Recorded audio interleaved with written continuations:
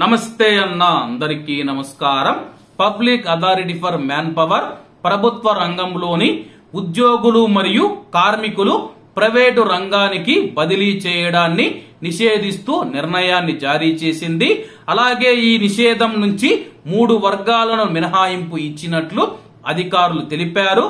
మొదటిది మనం చూసుకుంటే కువైటీ మహిళల ప్రవాస భర్త మరియు పిల్లలు, అలాగే కువైటీ పురుషుల ప్రవాస భార్యలు మరియు పిల్లలు కుటుంబ సంబంధాలకు అనుగుణంగా మరియు కువైటు కుటుంబాల స్థిరత్వానికి మద్దతు ఇవ్వడానికి వీరిని నిషేధం నుంచి మినహాయించినట్లు public authority for man power పేర్కొంది.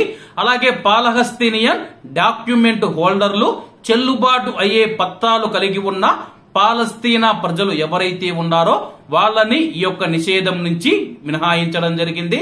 అలాగే వారు ప్రభుత్వ రంగం నుంచి ప్రైవేటు రంగానికి బదిలీ అవ్వచ్చు.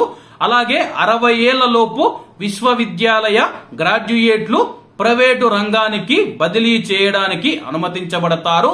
అలాగే ఈ యొక్క నిర్ణయం లేబర్ మార్కెట్ ను నియంత్రించడానికి public authority for man power ఈ నిర్ణయం తీసుకుంది. అలాగే ప్రభుత్వ రంగంలో పనిచేస్తూ ఉన్న ప్రవాసులు ఎవరైతే ఉన్నారో వాళ్ళు ప్రైవేటు రంగంలోకి వచ్చి ఉద్యోగం చేసుకోవడం నిషేధించబడింది. కేవలం ఈ యొక్క 3 వర్గాలకు మాత్రమే మినహాయింపు ఇస్తూ ఉన్నట్లు public authority for man power పేర్కోవడంతో ప్రవాసులలో నిరాశ కలిగింది. కాబట్టి అందరూ బాగుండాలి, ఎందులో మనం ఉండాలి. అందరికీ నమస్తే అన్న, జై హింద్.